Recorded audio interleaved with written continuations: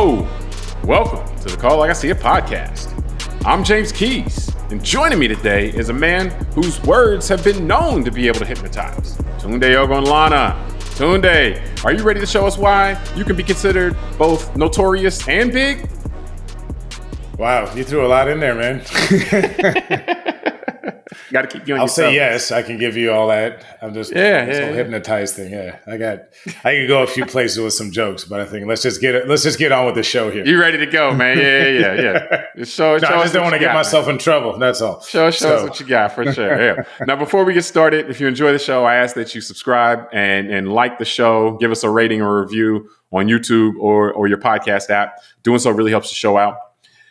We're recording today on November 12th, 2024. And we begin by looking at the tragic story of Sewell Setzer III, who earlier this year committed suicide and did so allegedly to get closer to a chatbot in the app character.ai that he believed he had, that he was intimate with, that he had gotten really close to. Now, his mom is now suing the company. And while that plays out, though, there's a larger discussion that needs to be had about what's happening with these chatbots. Because, for acceptable forms of entertainment that you voluntarily participate with, I don't think that suicide, I think it's reasonable to say that suicide should not be one of the plausible outcomes from that. This means that this is out of bounds, completely. And so we need to take a hard look at this right away. So jumping right in, Tunde. What do you make of the story of the Orlando boy that killed himself allegedly to get closer to a chatbot? Man, honestly, as a parent, my youngest kid being 1 year younger than this kid who killed himself, unfortunately, this year is, my youngest is 13. This kid was 14. It's tragedy. Like, it hits home, just being a parent and understanding, also just being a human being that's already lived through that age. I remember being a teenager, like I'm sure most adults can, and we all had a little bit more vulnerability and security, as you're learning how to become an adult and look at the world. So that's what I mean by it's a tragedy on all fronts, because as a parent, losing a child clearly is a tragedy. Suicide in itself, unfortunately, I've dealt with that in my family, extended family, where we've had some suicide in the last decade. So I know what that's like as well. And it's just so all around, it's a tragedy. And then to know that, maybe this kid would have done it anyway, maybe not, who knows, but that the modern technology we are learning is continuing to put certain people, maybe he is vulnerable to a mental health concern, maybe not. I don't know. Like that. Those are things I think we're going to continue to discover as these stories come up. But just the fact that we have this new age of technology and we're continuing to learn how negative it can be on mental health for many people, not just a few, but a lot. And so I do think this is another big sign that as a society, we should be waking up and saying, what's going on with this epidemic, especially of younger people committing suicide? I mean, I think this is almost unprecedented in human societal history, because normally childhood is the best time of life. And in the last 10, 15 years, we've been seeing a lot more younger people taking their lives. And I just think this is a big wake-up call.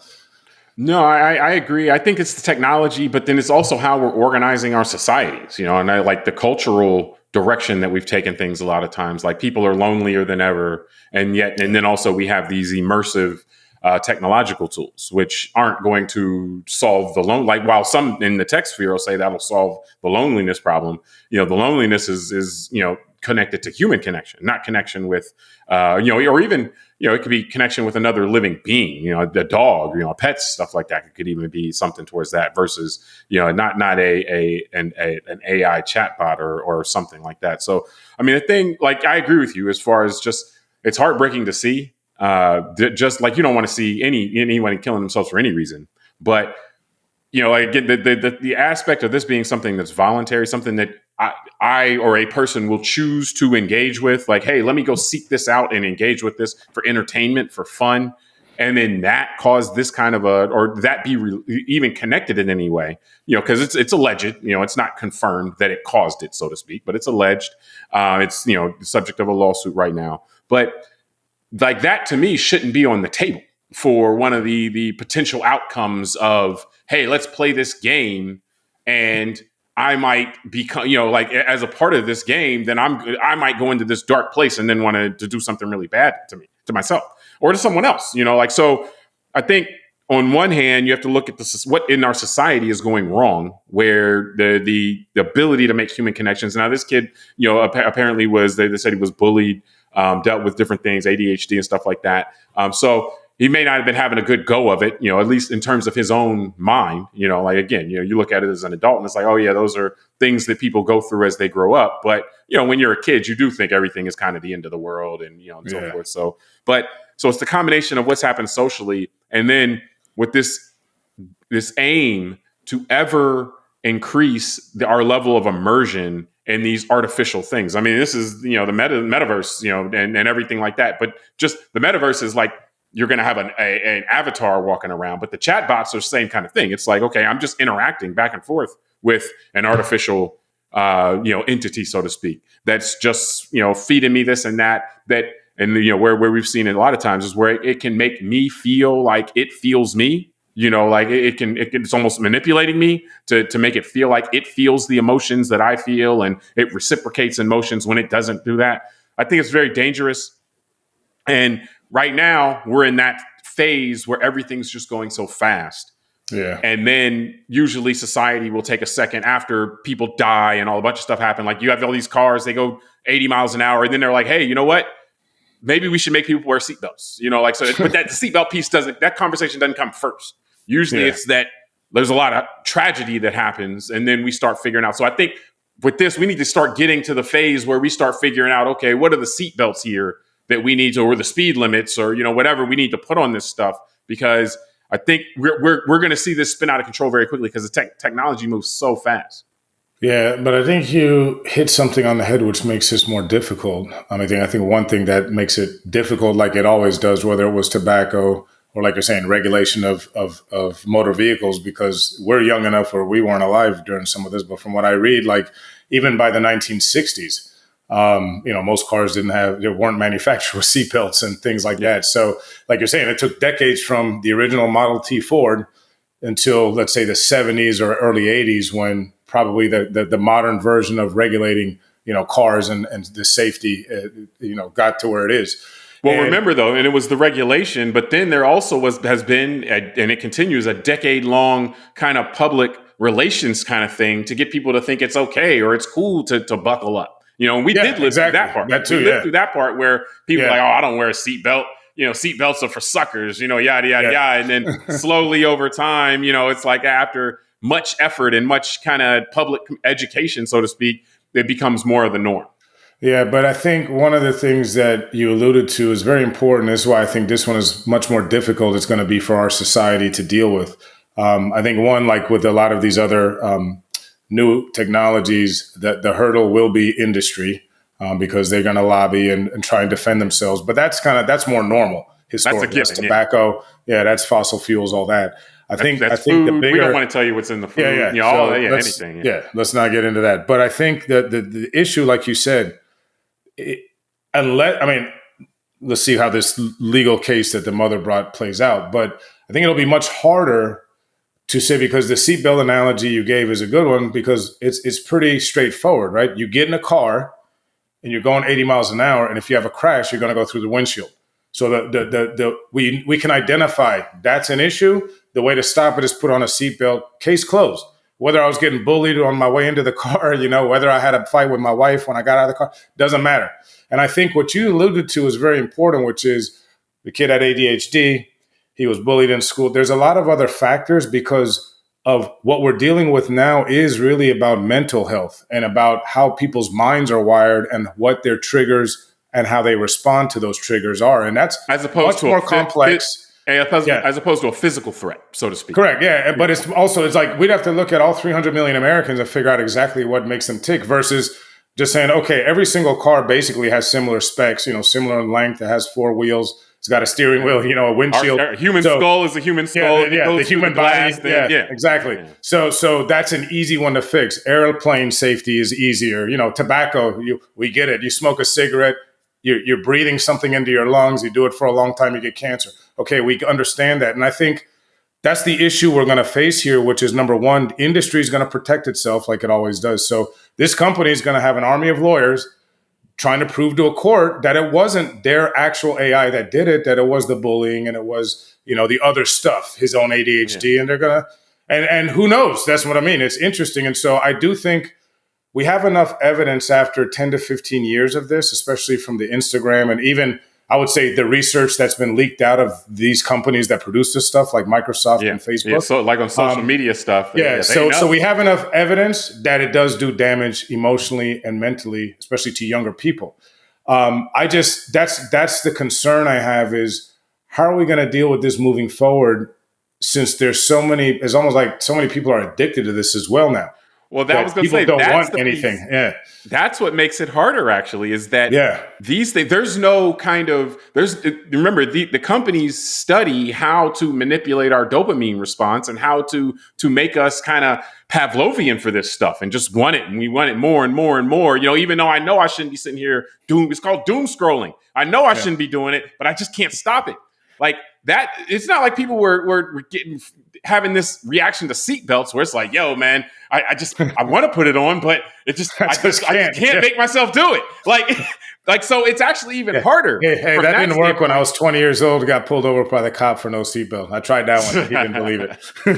But yeah, I mean, so it's not a compulsory thing. Whereas we know that with the social media and that stuff, and then with the AI, that stuff is able to kind of change us and to kind of manipulate us in ways that are profitable for whoever's providing the service. Because a lot of the times this stuff is provided to us for free. Well, why is it provided to us for free? Because we're the product. Our attention is the product. And so ultimately, where this is going to have to come from is the only place that something like this can come from is, well, on the first line of defense is litigation. It is product safety type litigation. That's usually the first shoe to drop on stuff like this. So we're getting into that right now. But it has to be regulation from the government.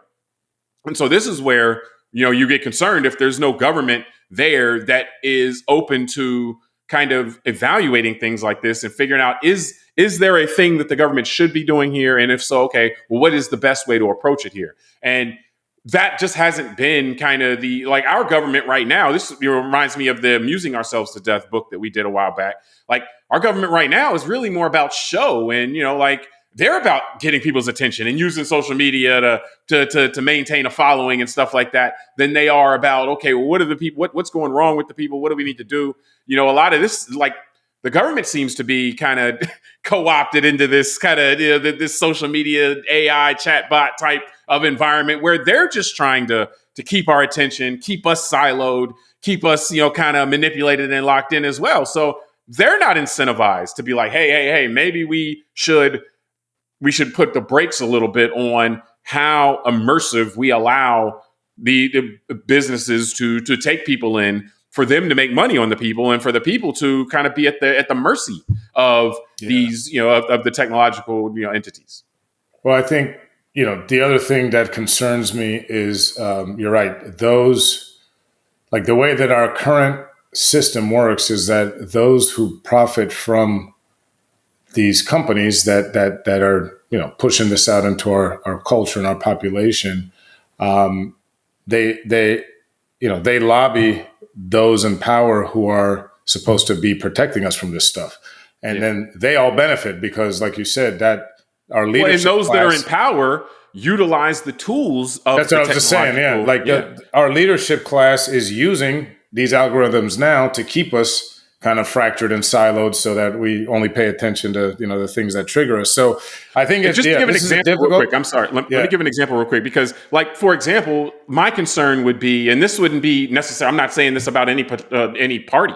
I'm saying that my concern would be a leadership person might look at this and instead of saying, oh, we need to figure out, how we can lessen the chances of something like this, allow people to still enjoy stuff, but lessen the chances of it.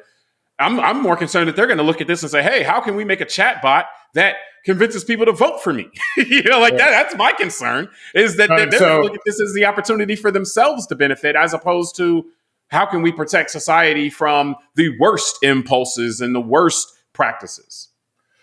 I mean, I agree with you. Like, think about it. You and I are just two regular guys that, happen to be, small business type of guys here in South Florida. So if we're talking about it, obviously this should be known by our leaders and by people that study this stuff for real.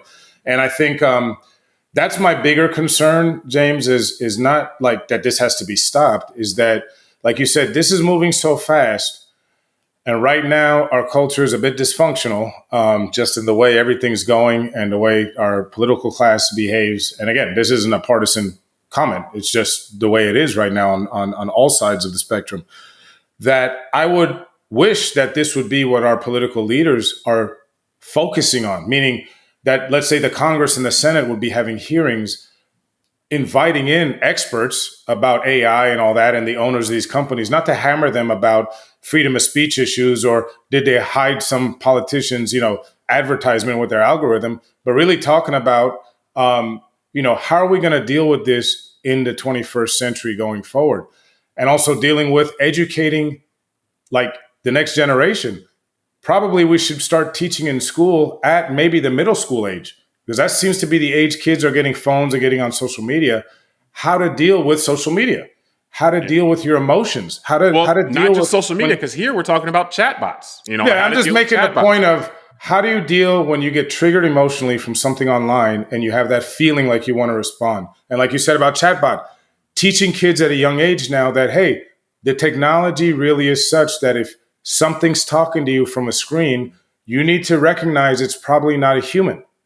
And it's not feeling emotions the way, even if it is mimicking feeling emotion, it's not really feeling emotion. What it's doing is cosplay, basically. It's pretending that it's, so to speak, can do the things that you do and feel the way you feel, but it can't actually feel those. I want to get one comment for you before we leave, or before we get out of this on topic.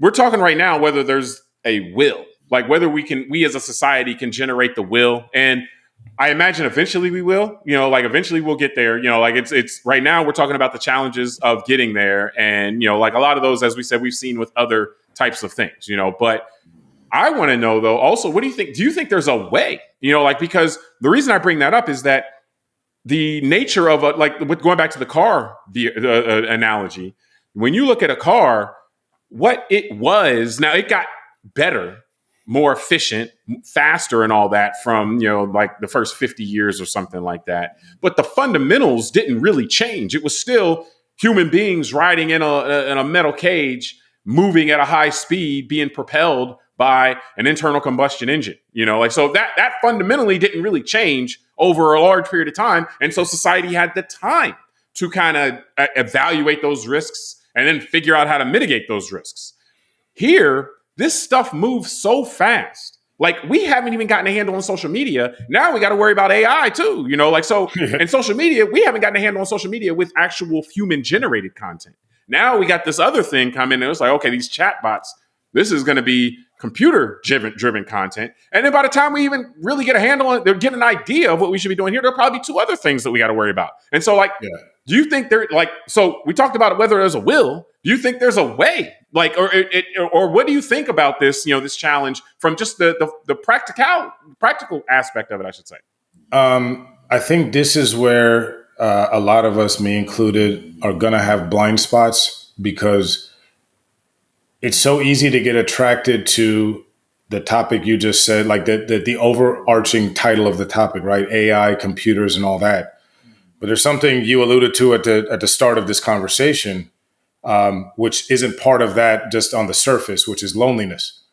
And that's why I think the way is much more difficult and would take a concerted effort from the top down in our country. There's really a cultural shift we'd have to make, because we've basically, I think unintentionally, have developed a culture of loneliness without realizing it. Meaning, and I've thought about this, like when you and I were little kids in the 80s, right?